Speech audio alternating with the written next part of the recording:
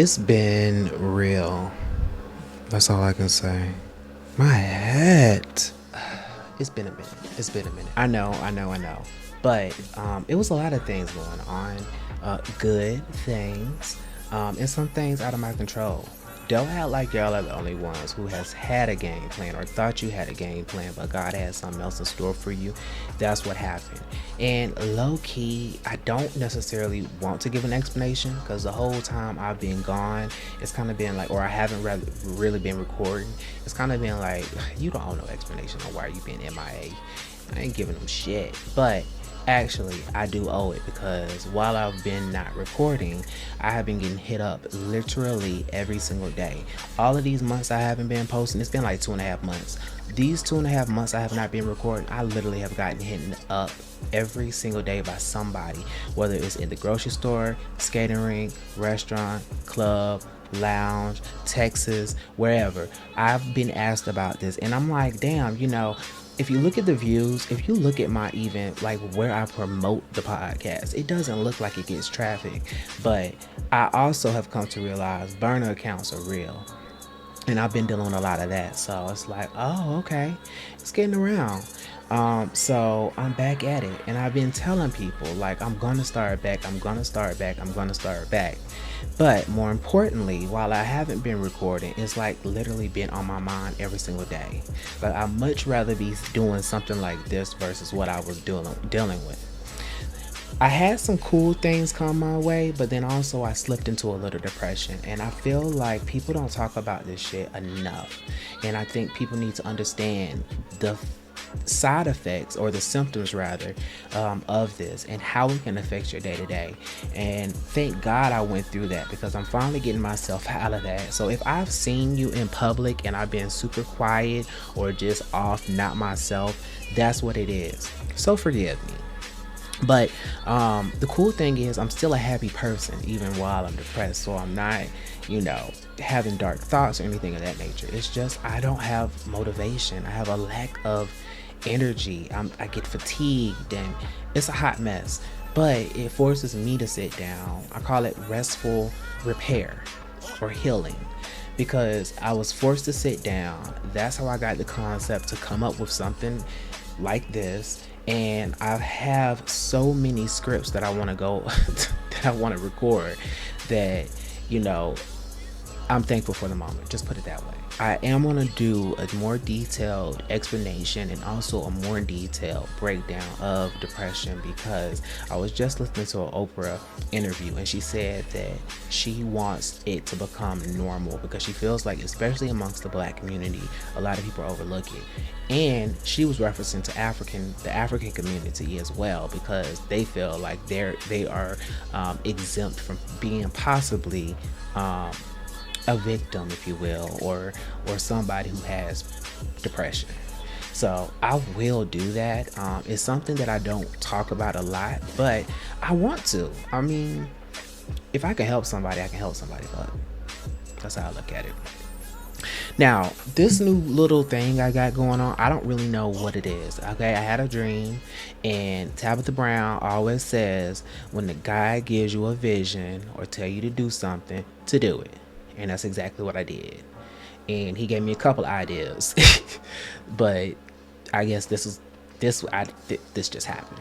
Okay, I don't know if it's still gonna be Solar Steam Sessions podcast. I don't know if I'm gonna call it something else. I don't know any of that, and I'm welcoming all commentaries. So if you want to drop comments, give me ideas of what it should be, go for it. I also do plan on starting over my social media. TikTok, I'm banned. I'm shadow banned. I don't get played on them at all. Instagram, I might not start over on Instagram because Instagram, I don't put a little blood, sweat, and tears. And Facebook, I'm not because I'm finally monetized. So pretty much just TikTok, I'll be starting all over again. But I don't want to talk about any of that unimportant BS updates. We'll fill in the blanks later on. Today, I wanted to talk about the one time my uncle tried to force feed me vagina, vajayjay, cooch, kitty, cot, whatever you call it. There's more to it, so please don't start, saying I'm woman bashing or anything of that nature, because that is not the case at all. I just want to talk about the importance of validating someone's sexuality. This took place 10 or 12 years ago. At this time, for those that didn't know, I used to be a flight attendant. I did that for a few years, and I was based out of New York, and I was living in New York. This particular time, I was actually in Atlanta visiting my family. As usual, I hadn't been home probably like 3 months, so I was here visiting. And at the time, I used to stay with my grandparents. So I would come home, hang out with them. And usually my grandfather, God rest his soul, he would take me to the airport. And when we'd be on our way to the airport, we'd be talking about all kind of stuff, just all over the place. But this particular time, my uncle was actually there, and my grandmother was like, hey, your uncle's gonna take you to the airport. I didn't think anything of it. I kind of was like, it's a little different than our routine, but you got to do what you got to do, right? At the time, I didn't have a car here in Atlanta, and damn it, I need to get to the airport. Proceed to the airport, and I'll never forget. We was on, I think, 20, and my uncle turns over to me. He's like, "Where you about to go?" And I think I was like doing a lot of Italy flights. So I think I was about to go to Italy. So I was telling him, yeah, I'm about to hit up Italy. This is like my 4th or 5th time going. And then after that, giving him a general breakdown of what my schedule was going to look like for the next few weeks. So out of nowhere, the subject changed. And he's kind of like, well, damn, you going all over the world. And you ain't never tried no pussy? You ain't never tried no? You ain't never poke? Nothing? And I immediately kind of looked like, damn, I don't even know what to say. Now, mind you, me and this uncle, it's not like we talk every day on the phone. It's not like I can call him and tell him things that's going on in my private life with, anything romantic or people that I'm dating, because we're not that close. We just don't have that type of relationship, which is okay. I don't think everybody has to be extremely close with their family. I turned to him and I just kind of like, nah, I left the extra for you. And he was like, well, you need to really give it a shot. Like, you going all over, man. You could be just breaking them down all over. So we couldn't get to the airport fast enough. I swear we were probably maybe 15 minutes from the airport, but it felt like it took us an hour to get to the airport. So I remember getting out the car. Thank you for the ride, holla at you, whatever. And I remember standing outside the airport and thinking, do I have the right to be upset? Am I tripping? Am I being too sensitive? Like, is that acceptable? Like really? Like, how should I feel? Like, I don't even know how I should feel. I end up calling my mom. I was like, hey, Mom, I just got dropped off at the airport, and I was like, I don't want you to really tell nobody. I just want to see for myself how I should feel. I want to know if I'm tripping or if I'm taking something, blowing something out of proportion. And I told her, and she immediately yells out my dad's name, and my dad is livid. I didn't want anything to be said because I didn't want to make it a big deal, and I didn't want to make it seem like I was ungrateful for him taking me to the airport and all that good stuff. So I was just like I'm good. I got thick skin. It don't really bother me. But I just want to know, if something like that comes from a family member, I've never experienced this, how would you react?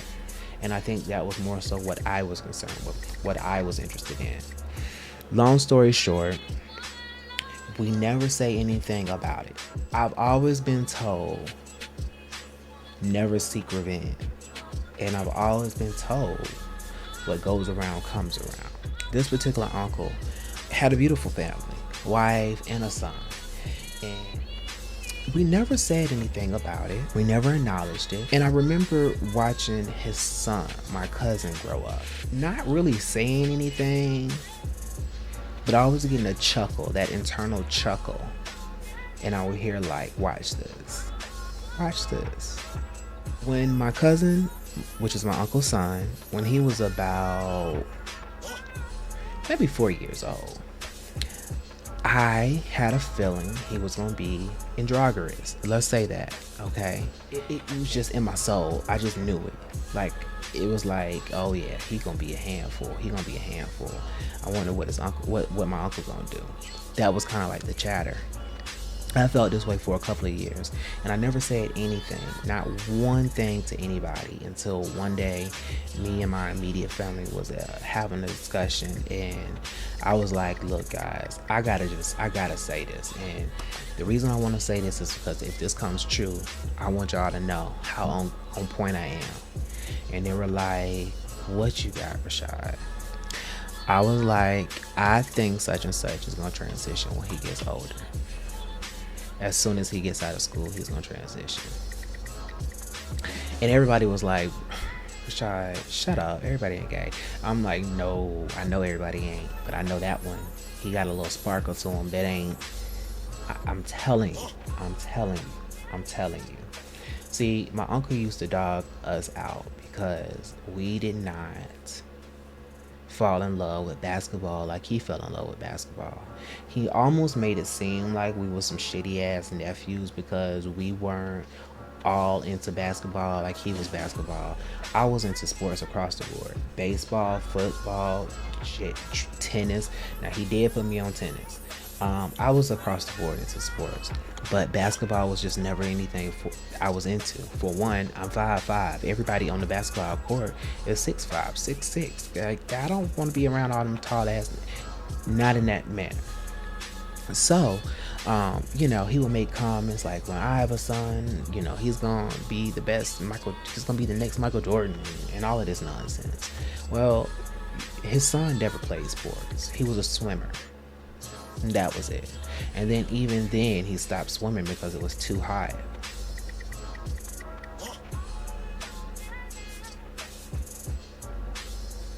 Hey, we went with it. Whatever. It is what it is. Then comes high school.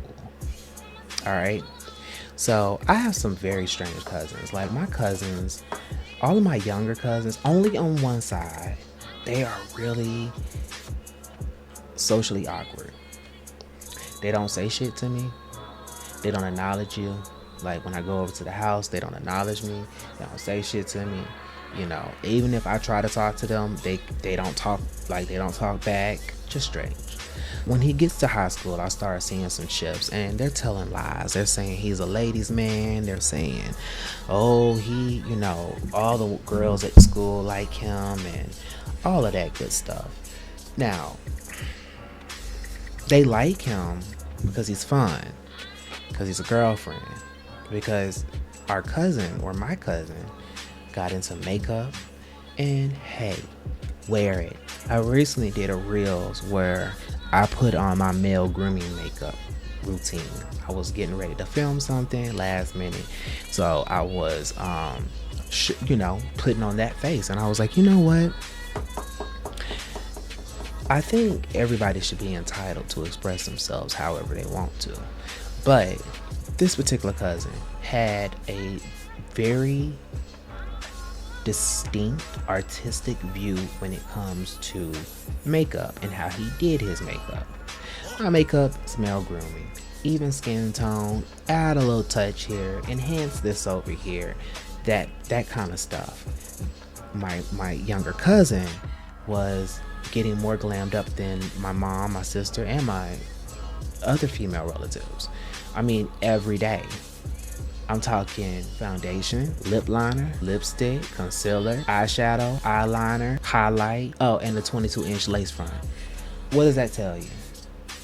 Subconsciously, I'm getting a high off of this because I think this is hilarious, because I really want to ask my cousin, did your dad ever ask you if you ever tried pussy?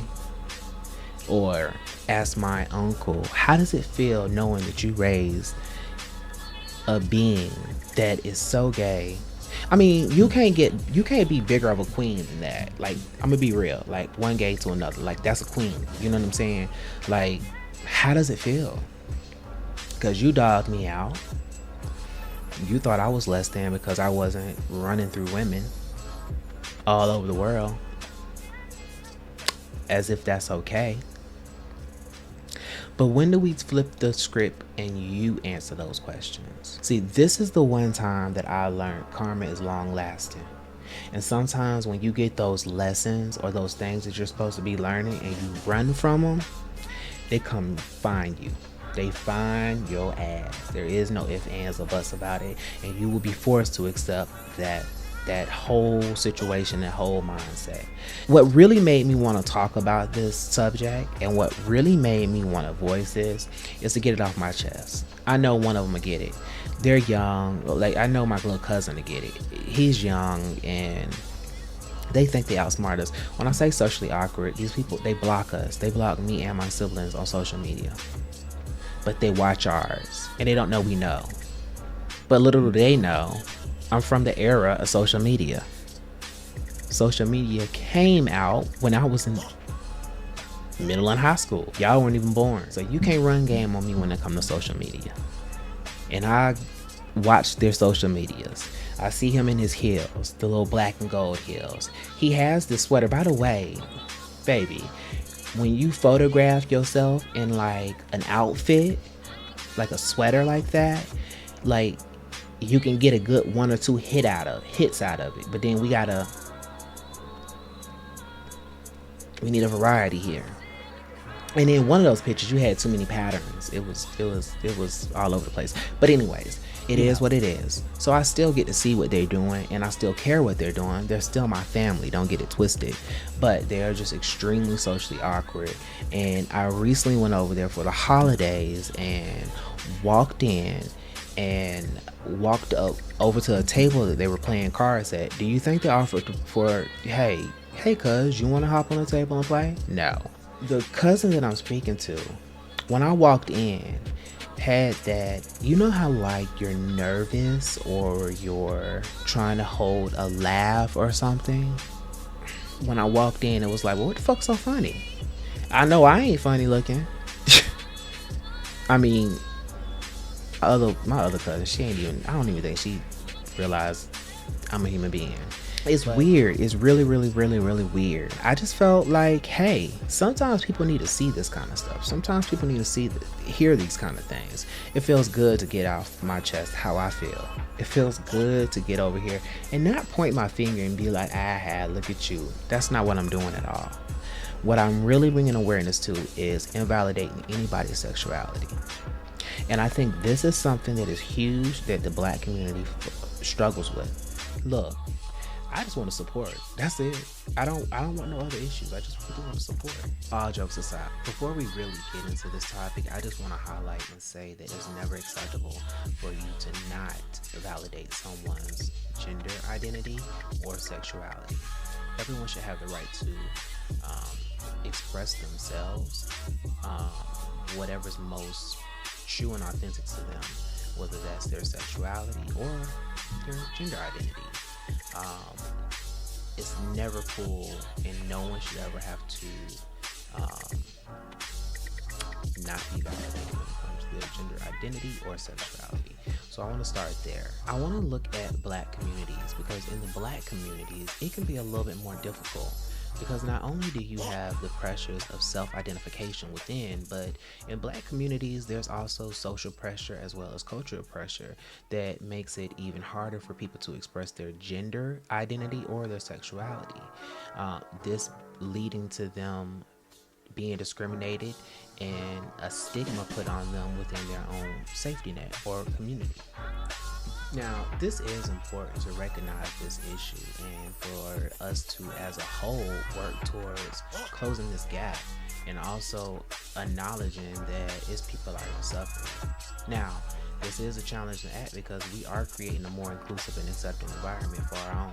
However, it is going to take some work. It might be some harmful beliefs or some uncomfortable conversations or unattractive moments. But at the end of the day, if we are all working towards a more accepting understanding of diversity, it is what's needed to kind of close this gap and make our everyday lives easier. Also, this contributes towards a lot of people isolating themselves, which could lead to depression and other mental illnesses. Think about it, guys. I didn't start this podcast the way I did without acknowledging depression, because it's real. And being trapped in your own body, you tell me how you handle that. At the end of the day, we all have a responsibility to assist and do our part in making a more accepting and safe and understanding environment.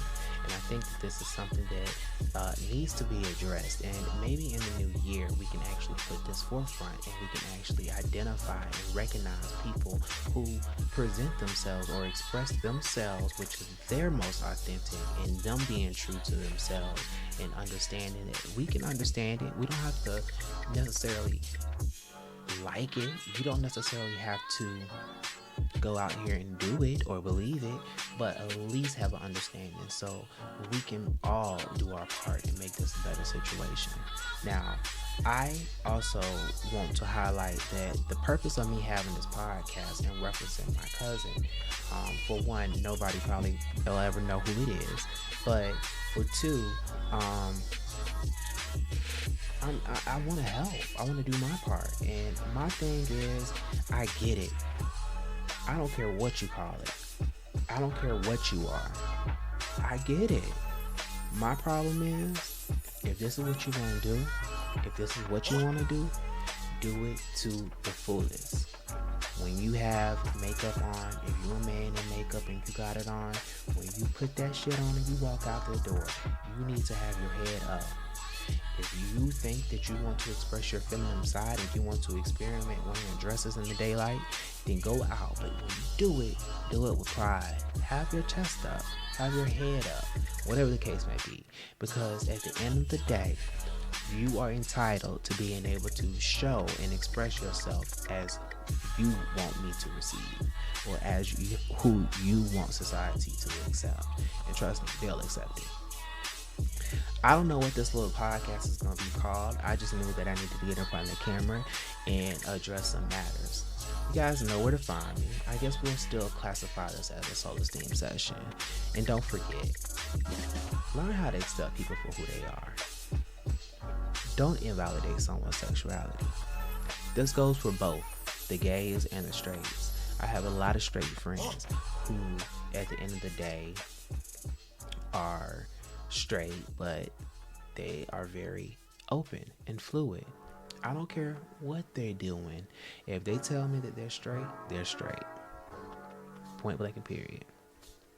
Y'all, it's been real. I hope you guys like the new setup. I hope you guys like the topic.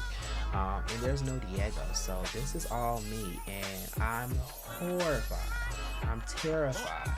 I'm so scared to actually look at this footage and see what it actually looks like, and if I'll even post it. But you know where to find us. And once again, thanks for listening to Soul Esteem Sessions. Bye. I did it, bitches.